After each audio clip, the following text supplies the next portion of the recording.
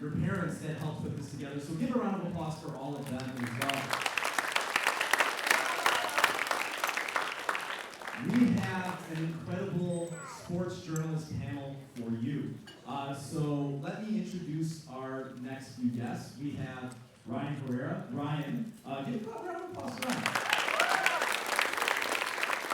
Ryan is a contributor to JustBaseball.com. He also has bylines and worked in the past for CHGO, MLB.com. He's everything Cubs. So you can ask away, and he'll be good to go there. Next, we have Courtney Cronin.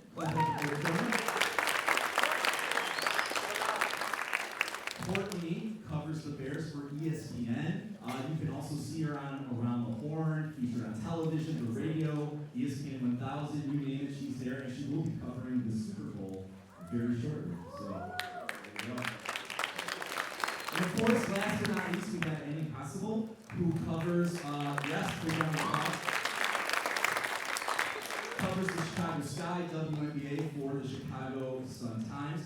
She's also reported on the Bulls, basketball in general, and done some excellent work. So a great round of panelists. So we're just going to do a little Q&A here. First question, and anyone can chime in here.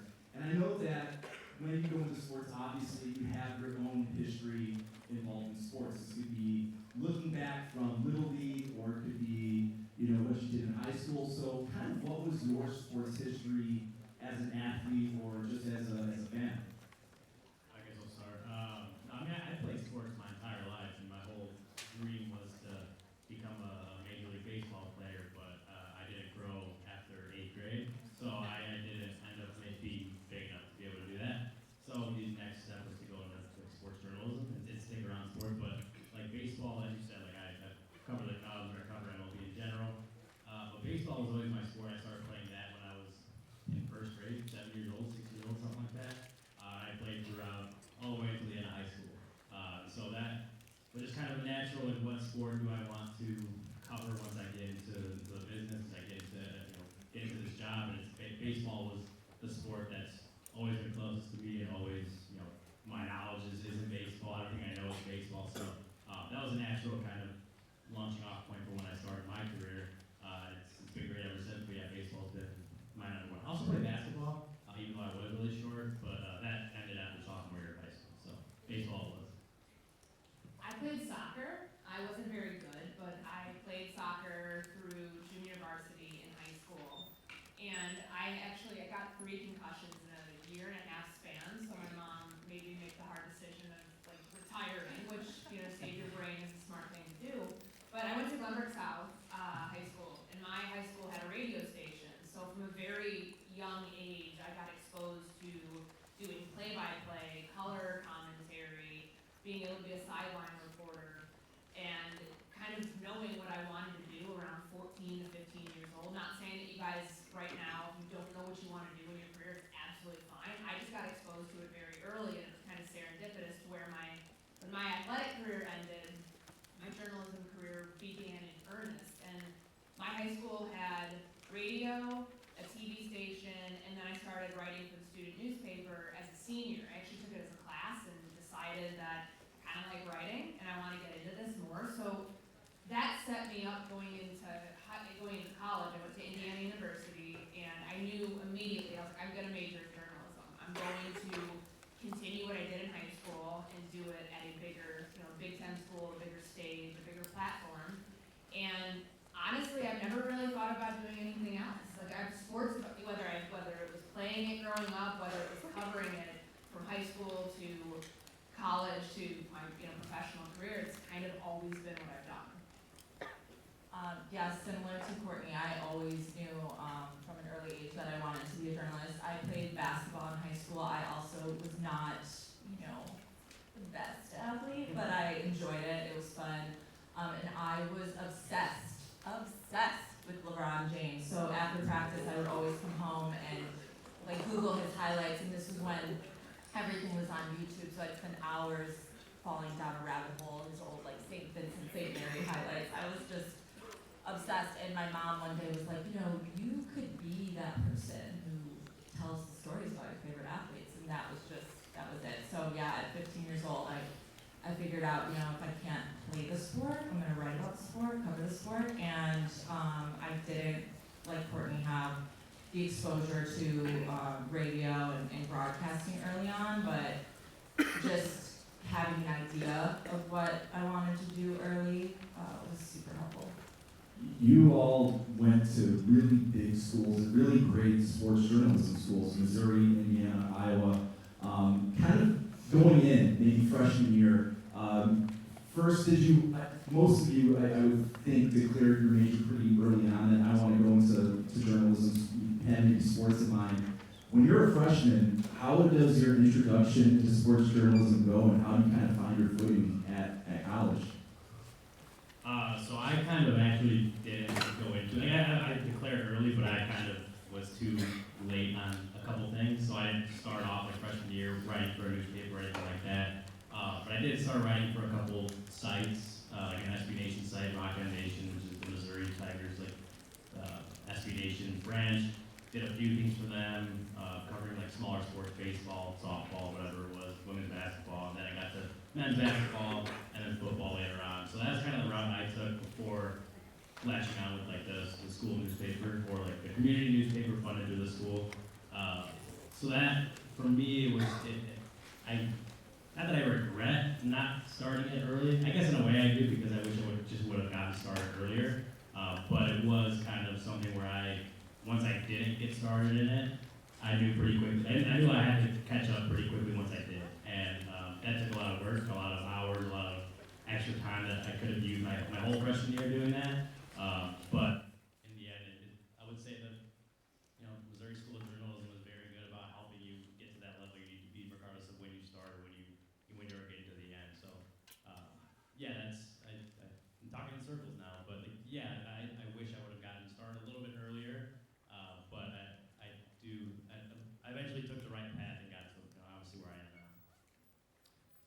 I declared, like, going in, that I was going to be a journalism and Spanish double major. So I had two paths in college that I was on academically. And I took journalism classes through the School of Journalism. Like, in the way it works at Indiana back in 2008 when I went into college, everything was segregated. So if you wanted to be a writer, you were in the School of Journalism. If you wanted to be in broadcast, you were in the school of, called HYPERS, like Health, Physical Education, and Recreation. It was weird. It's basically like a kinesiology degree, which doesn't make sense for broadcast. Now everything's under one roof. So if you take anything away from today, if you're a junior or senior, go visit Indiana, because it's got a great journalism school. But Go Hawks. I went the day I got there, welcome week, the whole thing, starting to learn like your electives, your stuff that you can do outside of classes. I went to the student television station and immediately got involved. I said, I want to cover sports, I'll do whatever. You don't start out covering football, you don't start out covering hoops, but you start out covering wrestling or tennis or swimming and diving and some of the non-revenue sports, and just getting my feet wet with it. I did a little bit of radio. When I was in college, I had a chance to write for the IDS, which is the Indiana Daily Student, but my main focus was student TV. And for me, it was day one, this is what I want to do. I'm going to be proactive, which is hard. When you go to college, like, you're on your own. Your mom and dad aren't there to tell you what to do. You have to budget your time between classwork, extracurricular activities, social time, and trying to, for me, I treated that stuff as a job. So it was really important to figure out, how can I get in early? How can I start building my resume, which is through your work. It's through the clips that you produce. And the stuff that you use your freshman year will never be what you want to use like later on in your career, because it's obviously very rough to start. But I got a good sense of how to do this early on, because I was able to start producing content, no matter what the content was, whether it was articles, whether it was even like back in the day before podcasting was a thing. It was kind of the very start of all of that, and then learning how to be on camera, but like learning how to edit and produce my own content too. I thought that was really important, and I started day one with it. Like, you can do it at different times, but for me, starting day one is super important. I think Courtney makes a good point about getting your feet wet. Is when I finally started getting involved and got into the newspaper and all that stuff. Like she said, you don't cover football or men's basketball, like the big sports right away. Like, I was covering sports, like Olympic sport, which is like volleyball, soccer, like stuff like that. two of the high schools in town. And that was just kind of like a way to get involved in the paper and get my feet wet and like just taking on any challenge that they gave me, any sport. Like I didn't know anything about tennis, but I was covering like state tennis tournaments and trying to learn about the sport on the go or on the fly. So I think that's another good point, is just once you do get involved, like you kind of take whatever they can give you and try to take an opportunity and run with it, because you need to get your feet wet somehow. Yes, I would agree with everything my two colleagues said previously. I got started, again, similar to Courtney, right away in college, but I think for me, I was uncertain about what path maybe I should take. I didn't know. I had an idea that I wanted to be in broadcasting, but I had this kind of lingering thought in my head too to get into writing, and then I also wanted to be editing, and I had a teacher tell me, you gotta pick a niche. And is it niche or niche? Can we answer that concretely today? Okay, because I hear it all the time. I say niche. I don't know. Is there an English teacher in the room that I can? think that's the pejorative that we're going with. Niche. Okay, niche. Okay, sorry. So I had a professor tell me you gotta pick your niche and stay true to it and stick with it, because that's how you're gonna get ahead. And I am so thankful I didn't listen to him, because now I think all can attest to the fact that the industry has really required us to be skilled in all these different avenues. But just to add to that, it was really important early on to get your feet wet in all these different areas so that you can fine tune your path. So early in my years at Iowa, it wasn't necessarily about having this, concrete idea of what I was gonna do. It was really about trial and error and trying things and failing at things, and then slowly fine tuning kind of the path I was supposed to be on. So yes, start early, but remove the pressure from it, because life is really about, slowly chipping away at a rock until you sculpt something beautiful. I'm kind of going through this chronologically to the point where you're at now. So you talk about freshman, sophomore year, getting your feet wet, trying those different avenues, maybe sports you weren't familiar with before, but you had to become familiar with. Kind of to the point, not right when you graduate, but right before that, and you're thinking about getting that job. Before that point, think to maybe like that first professional interview that you had, or right before that, when you go and you're interviewing for a paper or an online or whatever it was that you were interviewing for at that time, thinking of like your portfolio, what were maybe like the one or two biggest stories to that point that you had done in college? My first major interview was actually at ESPN 1000. It was my first big internship, and when I went into that interview, I had little clips from my first year at the University of Iowa, but the thing that honestly stood out was the jobs that I was doing on the side. So I go into this interview, again, you're young, you have very little experience, and you're trying to stand out. And the way I connected with this woman who was interviewing me was over a restaurant job that I had. I was hosting at a restaurant, and she saw that on there, and it was one of her favorite restaurants. It happened to be one of her favorite restaurants. So again, I know the experience is important and you wanna build your resume and have great clips, but just know also like who you are as a person, whatever it is you're doing, the right job, you're gonna stand out. You're gonna be able to connect with the person that you're interviewing with. At least that was my experience. For me, I think a lot, like what Annie's talking about, a lot of it being based on connections, based on chance. It's about timing and getting in front of the right people at the right time. So my career path after college, I guess the brief version of this was that when I was leaving Indiana, like kind of, February through the time I graduated in May of 2012, I was applying for every local market TV job, weekend sports anchor, whatever like you can think of that would be like an entry-level sort of job. And I didn't hear from anybody. I think I might have had like 50 out there at some point between like from by the time I graduated my senior year to the first year out of college. And I ended up getting a postgraduate internship in digital communications at the NCAA instead. So I didn't want to have the gap year of like when you graduate and then you don't have work. I wanted to continue to hone my skills. So I took that internship at the NCAA and I treated it like a job. I mean, some people go into internships and want to be professional interns. They just want to take advantage of the networking opportunities of, basically doing nothing, in my opinion. I went in and said I want to work. So I used the resources of this nonprofit billion-dollar entity, which at the time had more resources to dedicate to storytelling. And you are your clips, you are your work. Doesn't matter what your resume says, if somebody can read what you've done, if they can listen to what you've produced, if they can watch you in front of a camera or see what you've done behind the camera, that sells more than anything else.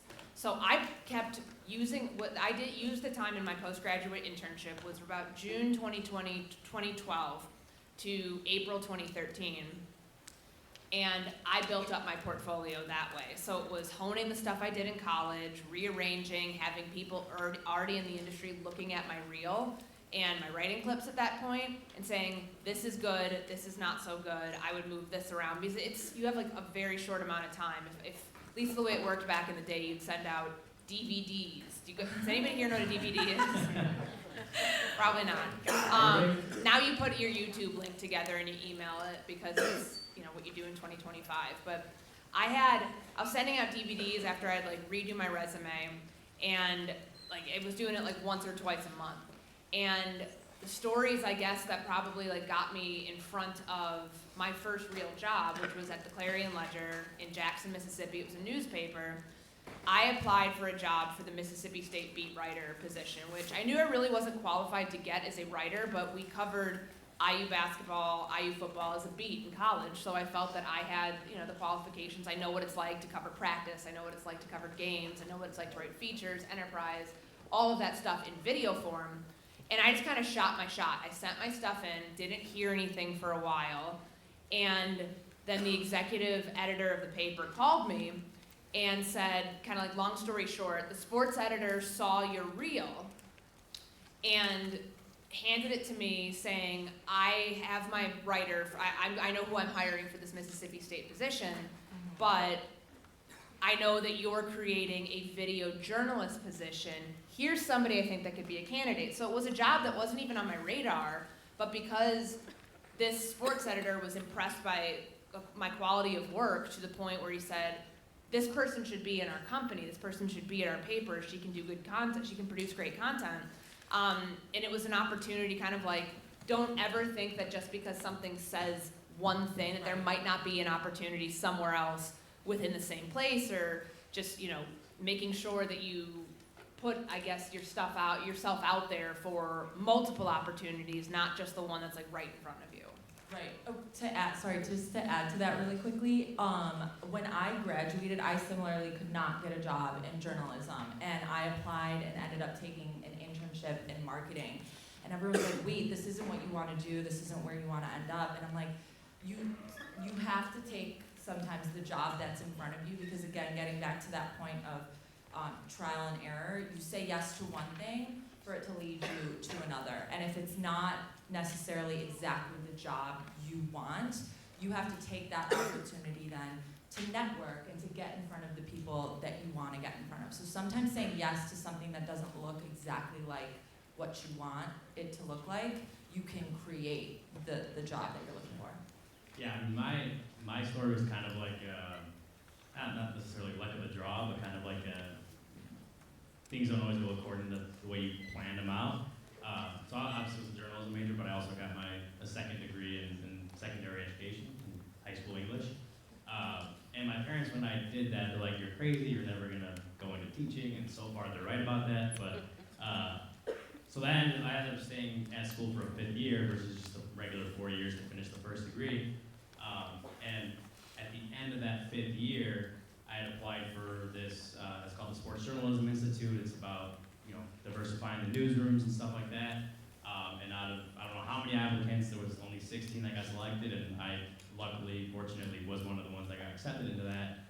Through that is a summer boot camp, like a week-long boot camp, and then an internship somewhere across the country. I ended up going to Houston, but through that program, one of the other people in that program got hired at MLB.com. The next year they had a seasonal job open up. They reached out to me about applying for that job. I did, got it, and I'm fresh out of high school covering Major League Baseball, which doesn't happen that often. And then through MLB.com, someone else close with there heard of CHGO. That launched in March of 2022.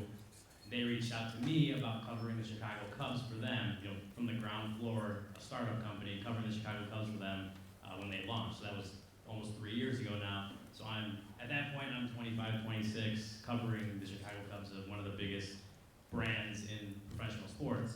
I feel very fortunate to do that. I feel like I worked hard and made the right connections. Courtney mentioned connections earlier. Networking and connections in this job is so big, but obviously working hard, producing good content. One of the ones I still use to this day was my senior year of college, was a story I did about the impact of declining participation nationally in high school football, and how that just kind of localized it towards the impact in that town that Mizzou is in, and that won multiple awards. It was a whole project with like multiple other writers, but that one won a bunch of awards towards the end of my college career, and that's something I still use today when I apply for jobs or when I was applying for some of the jobs I already had, was using that one.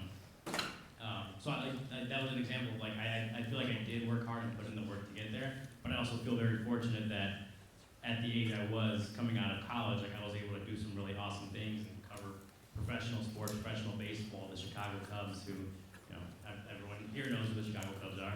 I don't. I'm a Sox fan. But that's a huge beat to be on, and I feel fortunate that at a young age I was able to be doing that, and still in a way I'm doing that right now. Any goal that we all have, I know we all have an ideal of how we want that to play out in our head, but there's also the reality.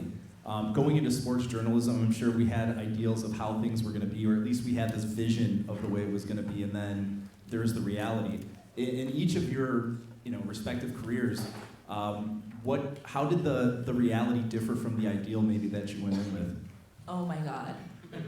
When I graduated college, I was like a wreck. I could not get a full-time job to save my life. I must have sent out 100 tapes. And again, I wasn't trying to get a job in New York. I was like applying to Alaska and Rhode Island and Vermont and just like low markets, not in terms of, I'm not trying to disrespect these places, but again, there's a hierarchy, right? It's you start out low and you build yourself up to a market like Chicago or New York. So anyways, when the plan wasn't going how I thought it would in my mind, I told myself, listen, I gotta come back to Chicago, I'm gonna take this marketing job and I'm gonna parlay it into another job and another job and another job.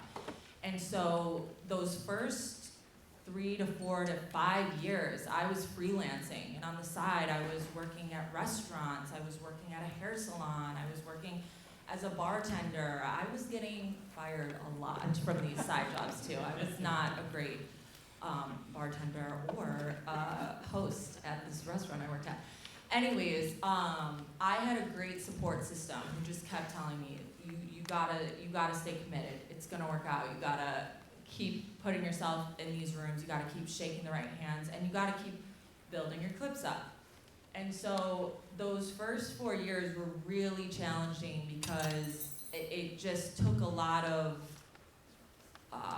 faking it until I made it, and that confidence I had to build during that time was probably my biggest challenge, because again, when you keep kind of getting told no on these jobs that you think you're qualified for, it can take you down a notch if you don't have the right people around you, and luckily I did. And so after years of freelancing, my first full-time job was actually at the same paper that Courtney worked at in Mississippi, but I was 26 when I was hired there. So most of the people that were getting into this business were getting those full-time jobs right out of college, and so I felt like I was behind.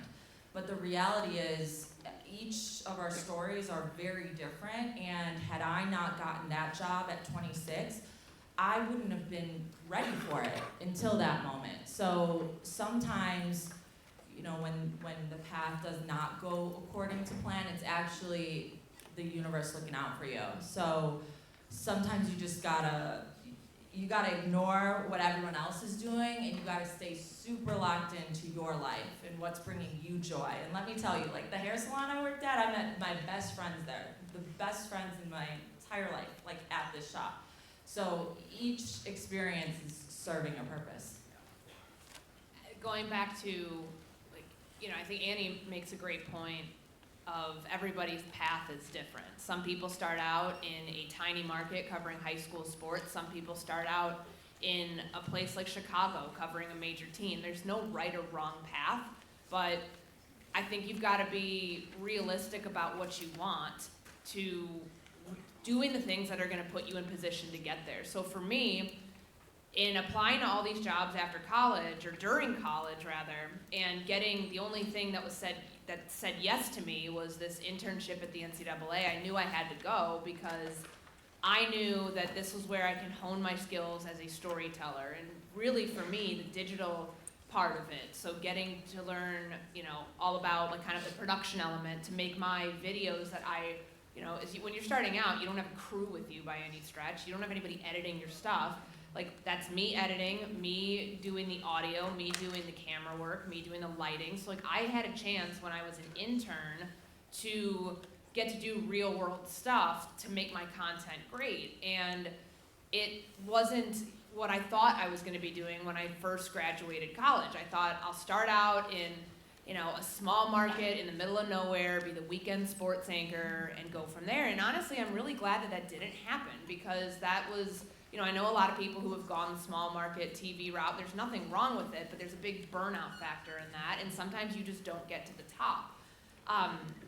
I didn't learn how to become a writer, a professional writer, until I was already working as a professional journalist. And I use air quotes for that, because when you're 22 years old working in a newspaper, when you're 22, you don't know anything to begin with. I feel like a professional. Nothing. So you don't feel like a professional, even though you may be have a full-time job somewhere. But I learned how to write when I was at the Clarion Ledger, because I was surrounded by some really great journalists. I don't think I would have had that had I gone to, had I gotten hired at some, tiny, market 130 TV station, being a weekend sports anchor. So I'm very grateful for that. And I think a lot of it's just trusting that you don't have to have it figured out at 22 years old, early on, 26, however old you are. And it's keeping your blinders up to a point where you're not concerned with what this person over here is doing. If you see, how many of you guys know Malika Andrews? Put your hand up. No one. You guys don't watch NBA today. NBA? So Malika's 26 years old. They're lying. And she's the host of this TV show. There are people who have worked in this business decades who might be or are just as good as her, who don't have that opportunity. Doesn't mean that they're not great, doesn't mean that they're not worthy of that, but at her age, she's doing something that most people probably will never do. And it's hard when you look at somebody like that who seems like they're at the pinnacle of what they're doing, and they're young and you might be older than them. It's like, well, why did I not get that opportunity? So again, a lot of those things are the timing, who you know, and just what's available right in front of you at a certain moment, where if there's an opportunity, you've got to strike when the iron's hot. I mean, that's how I moved up and got to ESPN. There was an opportunity for me to leave where I was in the Bay Area covering the Raiders, 49ers, Warriors for a newspaper, and I could have gone to The Athletic. I was planning to go to The Athletic, and then the 11th hour comes around and ESPN tells me, hey, we'd like you to come cover the Vikings. You've got to know, you'll know it in your gut sort of things when everybody says, you'll have that feeling. In your career, whatever you do, when you have that feeling, don't ignore it. Because if you do, a great opportunity could pass you up. And again, it's all based on timing. And sometimes it's not your timing, sometimes it's the timing of what the industry's like. Are there layoffs? What is the economic climate? I think we can all kind of say right now, journalism's not exactly the most lucrative job to get into, especially when you're young. But if it's something that you're really passionate about, you're going to find ways to finesse how you get opportunities, how you can get more opportunities, and really using certain points of your career as a launch pad for the next venture. Yeah, I think the part about it being not the most lucrative job is something that I connect pretty well with. Just because I think, and this is, I guess, good advice for whatever you decide to go into, it's this job teaches you that you really have to love what you do. It's not as glamorous as maybe we make it seem like it is all the time. I mean, it's a great job, don't get me wrong, I love what we do, but you have to like what you do. My experience personally covering baseball, baseball happens every day. it's all summer. Like you work holidays, all the summer holidays, the best holidays. You're working baseball. You're working 6 to 7 times a week, covering games. It's hot. You're at the ballpark. You're working a lot of nights, a lot of weekends. Like there is a burnout factor in it. And so for me, this job really tests you about like, do you really like what you do? Do you really love what you do and are willing to do this for a long time? I thankfully have learned that I do really like what I do, and I do like my job. But I think that's something for anyone sitting here when you kind of think about what you want to do for the rest of your life. And you don't have to have it all figured out right now, but one thing that I guess that I would say is just kind of think about what you really like to do and figure out how you can kind of get in there. Like that's how I started. Like in 7th grade, I wanted to be a journalist just because I would go home, watch Part of the Interruption with Michael Wilbon, and I like, that's the guy I want to be. How do I do that? And so like back then I was kind of researching how he got where he was. That's, I guess the best advice I can give is just kind of figure out what you want to do and figure out how you can get down that route. And it doesn't always work out. Like not everyone is able to do what they really, really love to do. But getting a head start on that and kind of figuring that out early, it gives you a good opportunity to do that. And when you get in that job, again, it will test you on if you really do love it. But that's, I think, an experience that everyone would be fortunate to have. And just to add to the blinders comment too, because I think that's, we tell ourselves that, right? Like we have to remind ourselves that it's not a race. I'm not competing with Courtney. You know, you're not competing with these people next to you. But it's a constant reminder. That's not something you say and then it's like, okay, yeah, cool. And it's not something that like, oh, I just have to keep in mind this, I just have to think about this when I'm young. Right, no, Like, still. all the time. All the time.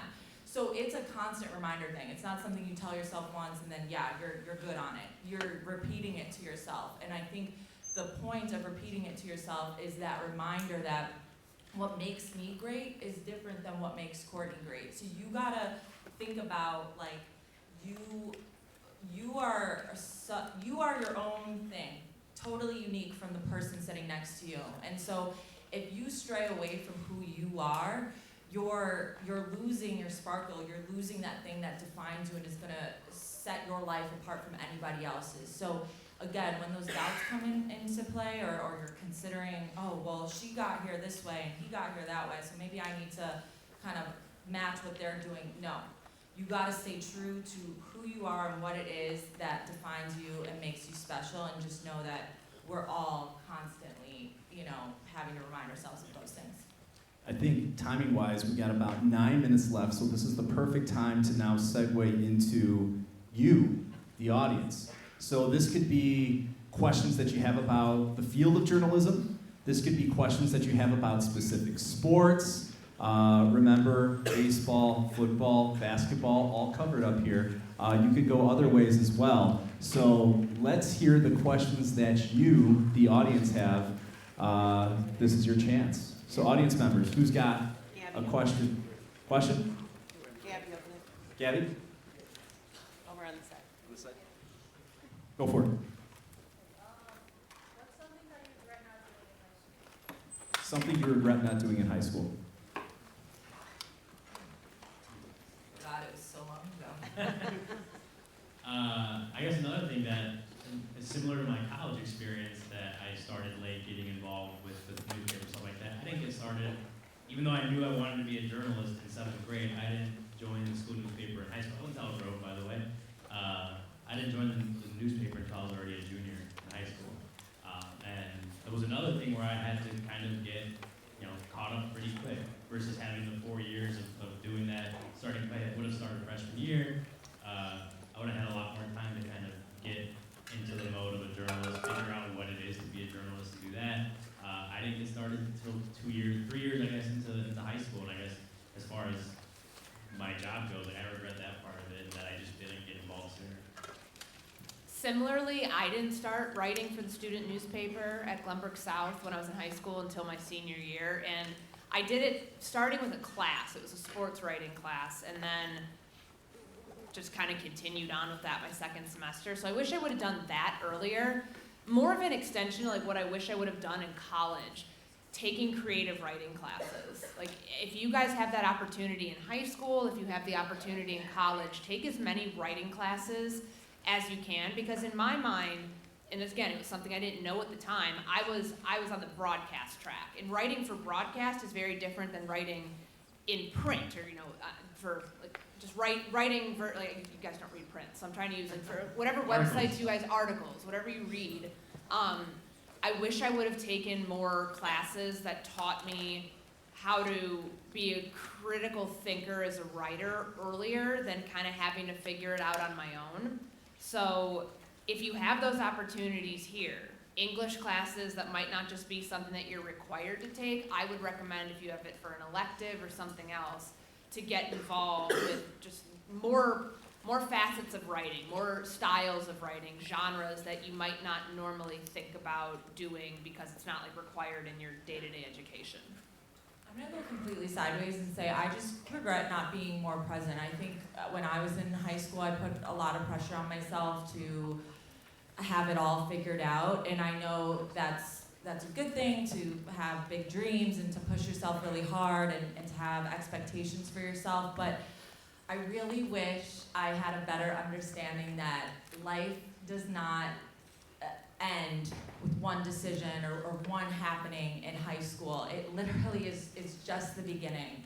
You guys are oh my gosh, you're babies. So I just wish I maybe took a little bit of pressure off myself and looked around and enjoyed the people around me and, just had the courage to speak up and stand up more and just get more comfortable being who I am.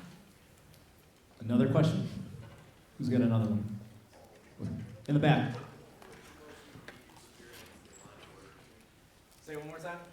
What's the most unique experience you've had in your line of work? Most unique experience you've had in your line of work? I got to cover a championship parade, and so growing up a Bulls fan, I had this dream in the back of my head. I would watch the parades, and I used to think to myself, I'm gonna be on a championship float one day. Like I was that young, and I thought, oh my God, I wanna be on one of those buses. And so when I covered the Skies 2021 championship, I was on the bus with Courtney Vandersloot, Allie Quigley, Candace Parker, Diamond DeShields. And so this was like the bus to be on when you're thinking about yourself as a storyteller. That's one of my favorite stories I've ever written. And so yeah, that was one of the most unique experiences. And Courtney Vandersloot actually saved my life that day. So that was a unique experience for sure.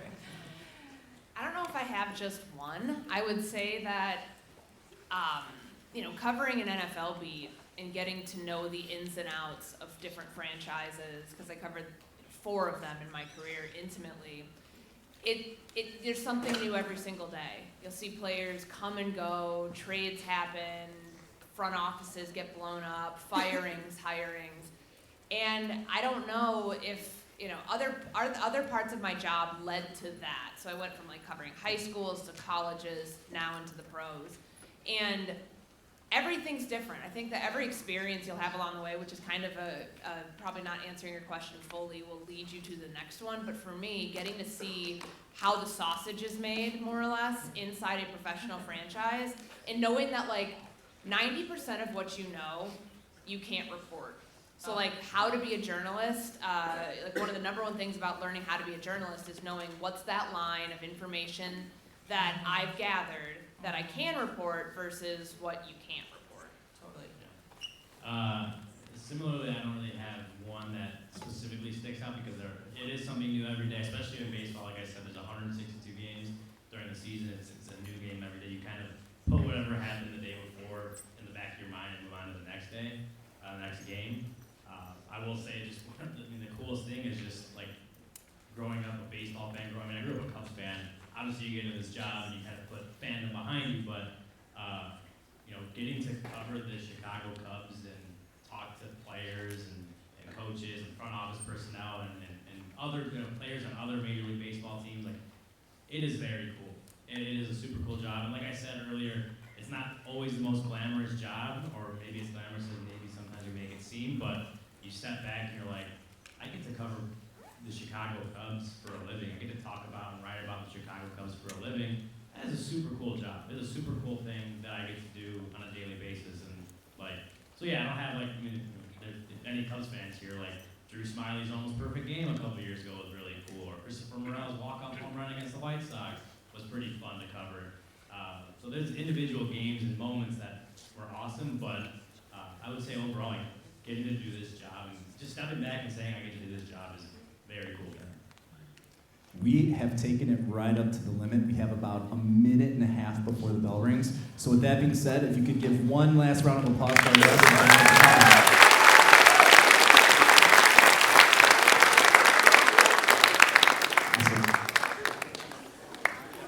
Thanks, guys. Thank you. Feel free to come down and say hi. If you'd like to say hi to our guests, feel free to do that.